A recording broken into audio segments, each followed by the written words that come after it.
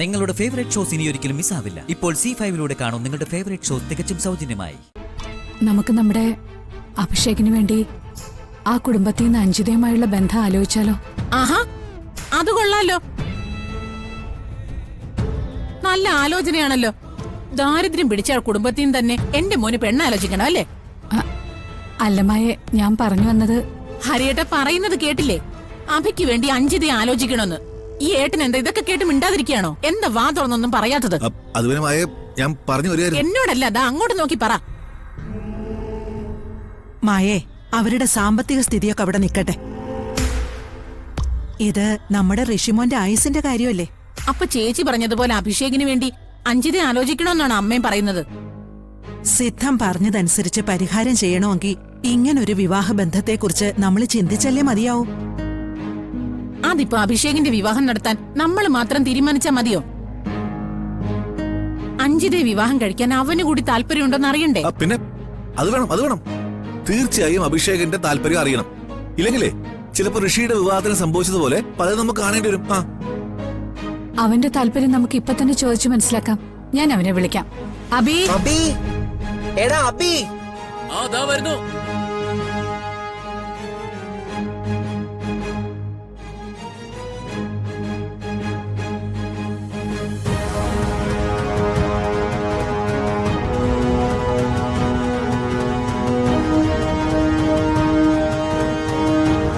ഇവിടെ വന്നിരിക്കേ. എന്താ വല്യമ്മേ? ഇരിക്കെ. എന്താ വിളിച്ചേ? എടാ, ഇവിടെ ഞങ്ങളെല്ലാരും കൂടി നിനക്ക് വേണ്ടി ഒരു വിവാഹാലോചനയെ കുറിച്ച് സംസാരിക്കായിരുന്നു. വിവാഹാലോചനയോ? എന്താടാ, വിവാഹത്തിന് നിനക്ക് പ്രായമായില്ലേ?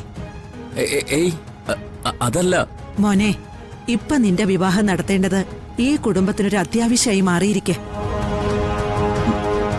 മനസ്സിലായില്ല. മോനെ, ഗോപികയുടെ ജാതകദോഷം മാറ്റാനുള്ള പരിഹാരം എന്താണെന്ന് അറിയാൻ വേണ്ടി ഞാൻ ഇന്നൊരു സിദ്ധനെ പോയി കണ്ടിരുന്നു.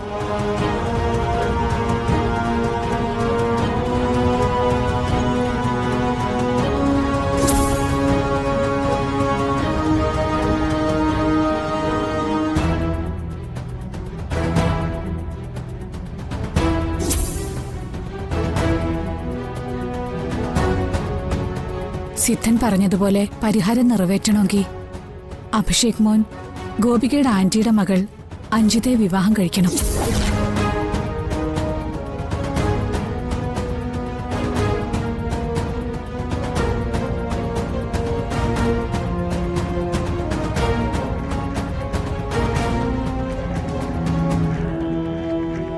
അഞ്ജിതയെ മോനൊന്ന് അമ്പലത്തിൽ വെച്ച് കണ്ടിട്ടുള്ളതല്ലേ?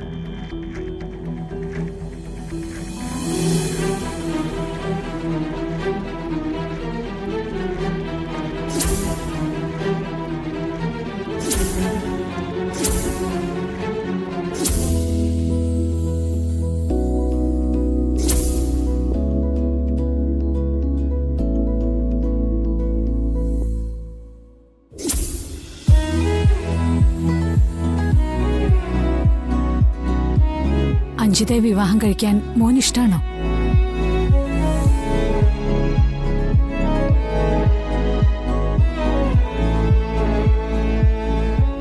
അത് ചോദിക്കാനാ വലിയമ്മ മോനെ വിളിച്ച്.